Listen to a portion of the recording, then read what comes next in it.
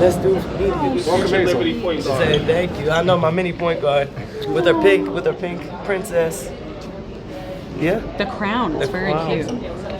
The crown. Okay, I'm ready. All right. When y'all are. Tasha, someone who said there's always no bleep and panic with this group. How vindicating does how vindicating and how great does a win like that feel going into the break and perhaps the last game without John Cole Jones? And it feels amazing. You want to go back to mommy? Okay, go ahead. Make it right. Like you'll know what that means. Look. Oh, she got it. It feels really good. I told you, what was that, a week ago, that there's no panic here, and there truly isn't. I think seasons have ebbs and flows to them, and while we want to be better, we haven't really had the roster to be at our most elite play, but we're getting there, and that's the exciting part. And so to go off with a bang and to finish really strong and have a good win over an Indy squad. Obviously, Caitlin wasn't in the game today, but Indy has proven that they can win also without her with the Commissioner's Cup game. So it's still a very dangerous team with a lot of arsenal. So this is a great win for us to feel confident going into the All-Star break and just to kind of get ourselves flowing. Tosh, when that three-point shot is going down, you feel just unstoppable on the court and just everything is just going to float away. It does, with just how no one can stop you going downhill. Yeah, I mean, I feel like I was struggling from the three in about 5 or 6 games. And so, like I said to y'all then, my preparation will eventually show. That doesn't change my mindset. That just means that I just got to just stay the course and it's going to fall. So I'm glad it is falling. Hopefully it falls in the skills challenge too. And then we'll go from there. But yeah, it feels good to be kind of back. Tosh, talking about threes, just how good is it to see Marine just be so glistening as she was tonight? Man, MJ is one of my favorite players. I've said that even before I came to New York. The finesse that she plays with, the skill, the flashiness of a one-footer, it's just really cool to see. So for her to kind of gain her confidence too, we put her in a hard position a lot of nights. We give her a green light, we tell her to come in off the bench and shoot that shit. And that's sometimes hard to come in and just automatically produce offense, but I think MJ does a really good job of it. I think we're finding better positions to put her in, and everyone's yelling at her to shoot the ball and stop passing up shots. So we're just really happy to see a confident MJ, because a confident MJ makes us overall better. Tosh, I'm curious, building off on the MJ question, when she hit that final three, it just seemed like... Y'all saw the smile on her face? Yeah. Yeah. That was the most reaction I think I've seen all year. We like that. But then I think that was maybe the second one. But then the last one, when it was, very close to the end of the game, everyone on the bench was just going nuts. And I think Sabrina and Stewie ran over to hug her. What does that reaction say about how the team feels about her? Man, we love everyone in this locker room. We want everyone to succeed in this locker room. And again, those sentiments of it's not easy for MJ to come in and just automatically produce offense. Everyone knows that sentiment. So the days that it's just really easily falling for her, we're all super confident because we know how tough that is to come in and be an automatic just spark off the bench. We know she has it in her. She's capable of it every single night. But it's just always good to prop your teammates up when those moments do come and make sure that they get their flowers so that confidence carries over. Izzy's kind of been put in a tough situation, just trying to fill the void that JJ's left. For sure. Just what have you thought about the way that her comfortability out there on the court and what she's being asked to do on a nightly basis, and the mental hurdles that she's had to overcome with her knee and stuff to be playing the last 3 games? She's been great. Yeah.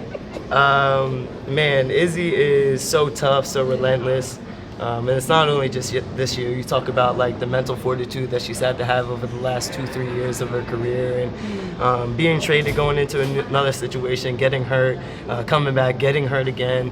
The months that she spends in the off season just preparing for her body, what she puts her mental through, what she puts her emotional through to get back and kind of be where she is right now. Playing really good basketball, putting in really good minutes, battling down there, especially when we do have a void.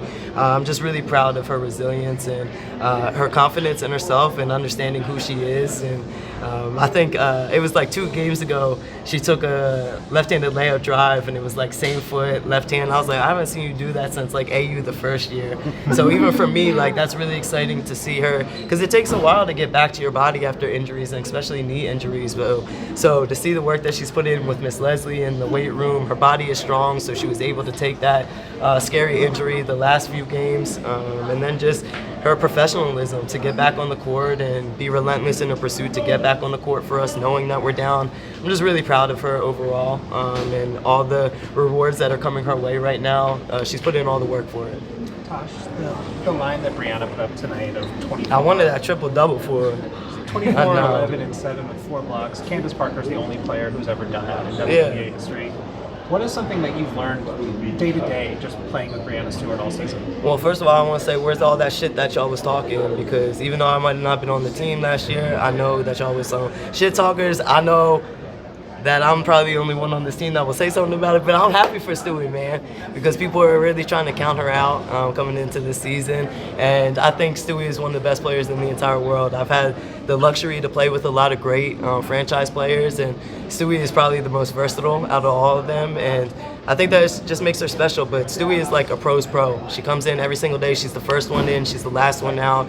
She does workouts before we even start our practice, and then even after our practices are done, she's back to working out. She just has her routine, and she's very dedicated, disciplined to it. And I would be stupid not to give Marta her flowers too, because at home you have to have someone that supports you in that and allows you to do that. And with having 2 kids, I think it's a really special thing that they have, where Marta takes care of everything to allow her to be great for us every single day. So the hours that she puts in is more than a 9 to 5. So we really appreciate the whole family. But when you have the head of your snake doing that every single day, and then you follow up with Sab and JJ, and it just trickles down, and it's really cool to see her lead by example every single day. You came into a situation this year with Brianna, with Sab, with JJ, all that star power. What's been the toughest adjustment kind of integrating into the lineup, into the team? I think the hardest thing is just finding my spots. My job as a point guard is to put my teammates in successful situations, and that's my job, but I also have to find where I can be successful within those situations as well. So I feel like I'm starting to find the balance of the sweet spot of getting my teammates going and also having myself be on the offensive end. But yeah, I think that was the biggest adjustment, is coming in, not trying to step on toes, acclimating to a new offense, a new defense, and doing it while trying to still be the best version of myself, both on and off the court. Why did you want to do the skills challenge? Sometimes you just need your foot in the door, and this is an opportunity. Obviously, I didn't get to be an all-star this season, but this is a way of providing for my family too, with the potential to win some money and just go have fun at All-Stars. So we're going to Indy. I'm excited. Izzy and I will be there. We'll be able to get some family time in, since our family's out there too, and just be a good weekend, a good few days off, a good reset, and then come back and be ready for the second half. Are you guys going to the meeting tomorrow? Yes. What are your feelings or thoughts heading into that meeting, and what points do you want to kind of get across? Yeah, I think this is a huge moment for our league. I think it's a huge moment for the players of this league to be actually able to sit down with the W's front office and everyone that is making these decisions. And obviously we weren't happy with the response from the league. It took them 5 months to kind of just slap us in the face. So I think this is our opportunity to sit down in front of them and for real, we're not fucking around. This is a huge CBA for us. We know what we're worth, we know our value, and this is us going and fighting for it. Not only for ourselves and our own families, but for the next generation of women to come. This is such a huge moment, pivotal moment in the W's history of the trajectory of where we go moving forward. So the revenue share, y'all gonna share it. Tasha, period. Sorry. Kind of a 2-part question, but in your opinion, what's preventing this team from playing like this every night? And this comes from X, actually. Do you have a shirt guy? Because this is the second time you've worn Kristen on staff. That's my dog. Awesome. I just send her the pictures, and then eventually the t-shirts end up to me. So I appreciate you. So the first part, I just think it's intentionality of how we're starting games. I think the more prepared that we feel, the better that we come out. But that's just kind of been our Achilles heel, is starting game strong, starting third quarter strong, then finishing it out. And I think we did a really good job of that today. So that's going to be the consistent. We know every night that we're going to get everyone's best game.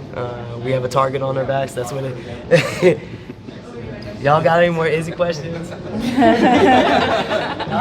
You missed it. I was talking you up over here. As you should. You more time. To take it back to the CBA, sorry to get serious and a nice moment, but We Bye. talked to Fever players before the game just about kind of the energy going into this meeting tomorrow.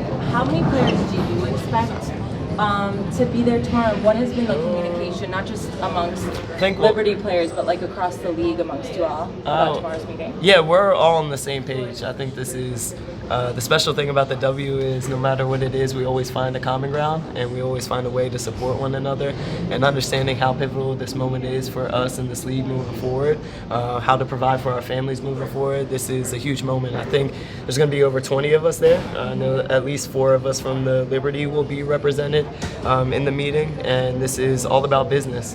We're not backing down. We're not scared. Again, we know our value. We know our worth. We know what money is about to be paid with how the trajectory of women's sports in general, but women's basketball in general has been going. So the revenue share part is really big for us, and we're going to continue to push for that. Thanks, Natasha. Appreciate Appreciate y'all. Thank you. Thank you.